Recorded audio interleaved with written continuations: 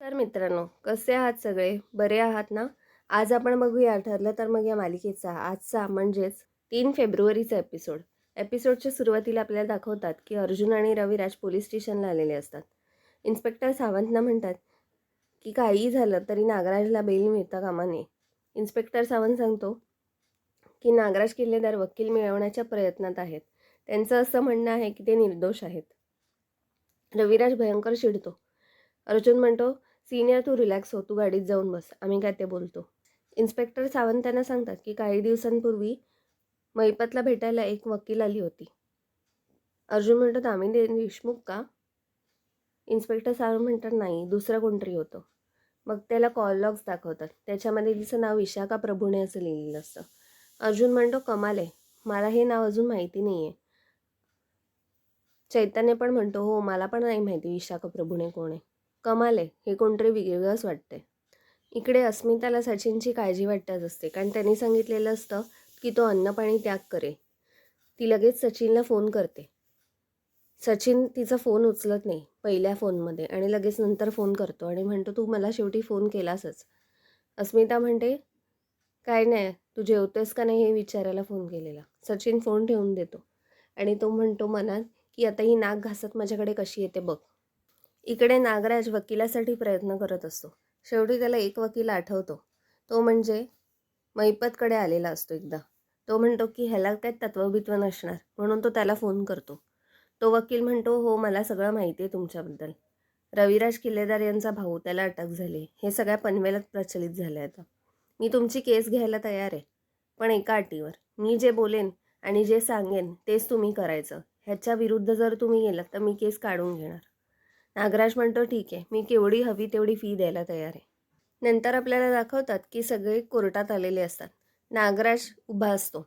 नागराजचा वकील सांगतो की नागराज किल्लेदार हे रविराज किल्लेदार यांचे भाऊ आहेत आणि पनवेलमधली प्रतिष्ठित व्यक्ती आहे. त्यांच्यावर केलेले आरोप नक्कीच गंभीर आहेत, पण म्हणून त्यांना चौकशीसाठी कोठडीत ठेवावं असं चुकीचं आहे. म्हणून त्यांना बेल मिळावा हीच विनंती. That's all. इकडे अर्जुन त्याचं स्टेटमेंट सांगतो.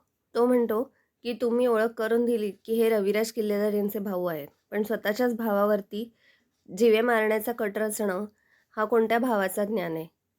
मला एक सांगा मेलॉर्ड, ज्या माणसाने 22 वर्षापूर्वी स्वतःच्याच भावाचा जीव घेण्याचा प्रयत्न केला आणि जेव्हा त्याच्या बायकोला कळलं की हे सगळं त्यांचा भाऊच करतोय, तेव्हा तिला जीवे मारण्याची धमकी दिली, तिला किडनॅप केलं आणि तिला मारहाण केली, अशा गुन्हेगाराला आपण बेल कशी द्यायची?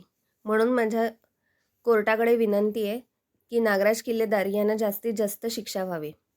लगेच नागराजचा वकील म्हणतो, "ऑब्जेक्शन." असे अर्जुन सुभेदार यांनी कोणतेच पुरावे दाखवलेले नाही आहेत, कारण माझ्या क्लायंटचा गुन्हेगारी वेशा नाहीच आहे. ते खूप एक प्रतिष्ठित माणूस आहेत पनवेलमध्ये. त्याच्यामुळे अर्जुन किल्लेदार यांनी जामीन मिळण्यासाठी अडवू नये. अर्जुन म्हणतो, "माझ्याकडे सगळे पुरावे आहेत आणि मी ते कोर्टात दाखवू इच्छितो." अर्जुन नागराजच्या फोनचं लोकेशन आणि ती व्हिडिओ क्लिप सबमिट करतो.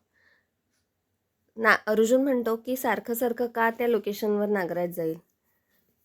नागराजचा वकील म्हणतो, "माझ्या क्लायंटची बायको हरवली होती, त्याच्यामुळे ते सारखं तिकडे त्यांचं लोकेशन दाखवत होतं. याचा अर्थ असा नाही की त्यांनी तिला किडनॅप केलं होतं." मेलॉर्ड म्हणतात की अर्जुन सुभेदार, तुमच्याकडे असा काही ठोस पुरावा आहे का की ज्याच्यामुळे नागराज किल्लेदार यांना किडनॅपिंगशी आणि बाकीच्या गोष्टींशी डायरेक्ट लिंक करता येईल? अर्जुन म्हणतो, "पुरावाच नाही, माझ्याकडे साक्षीदारसुद्धा आहे.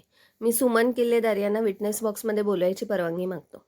इकडे आपल्याला दाखवतात की अस्मिता, प्रताप आणि सगळे बसलेले असतात. अस्मिता म्हणते, "कोर्टात काय चालू आहे ह्याचा विचार करूनच मला बेचैनी होते." कल्पना म्हणते, "नागराज भाऊजी इतके 22 वर्ष असं खोटं कसं वागू शकतात, मला हेच समजत नाही." नंतर आपल्याला दाखवतात की सुमन काकू विटनेस बॉक्समध्ये येतात. अर्जुन सुमनला विचारतो की तुम्हाला तुमच्या पतीने कबुली दिली होती का गुन्ह्याची त्यांच्या? सुमन म्हणते, "हो, 22 वर्षांपूर्वी माझे रविराज किल्लेदार यांना यांच्या बायकोला आणि यांच्या मुलीला मारण्याची कबुली माझ्या पतीने दिली होती. आणि जेव्हा मी ह्या गोष्टीसाठी त्यांचा पाठलाग करत गेले त्यावेळी त्यांनी मला किडनॅप केलं आणि एका कोठडीत डांबून ठेवलं आणि मारहाण देखील केली." मग नागराजचा वकील सुमनला क्रॉस क्वेश्चन करायला येतो. ती घाबरते. तो म्हणतो की तुम्ही खरोखर तुमच्या नवऱ्याला एवढा घाबरता की कोणाच्या दबावाखाली येऊन हे सगळं खोटं बोलताय. सुमन म्हणते, नाही, मी अगदी खरं म्हणते. माझा नवरा एक नंबरचा नीच माणूस आहे. आणि ती नागराजकडे बघते हे बोलताना. नागराजच्या वेळी बघतो आणि ती प्रचंड घाबरते आणि धापा लागतात तिला. वकील म्हणतो, अरे हे काय, तुम्ही तर घाबरायला लागलात. मित्रांनो, आजचा भाग इथेच संपला. पुढील भागात आपल्याला दाखवतात की नागराजला बेल मिळते. अर्जुन कोर्टातच नागराजला मारहाण करतो आणि म्हणतो, जरी तुला आत्ता बेल मिळाली असेल तर बाकी गुन्ह्यांचं काय. सायली म्हणते, ॲक्सिडेंटसाठी तर तुम्हाला बेल मिळू शकते, पण घरगुती हिंसाचार केलात त्याच्याबद्दल तर तुम्हाला बेल नाही मिळणार. मित्रांनो, आपण भेटूया पुढच्या भागात.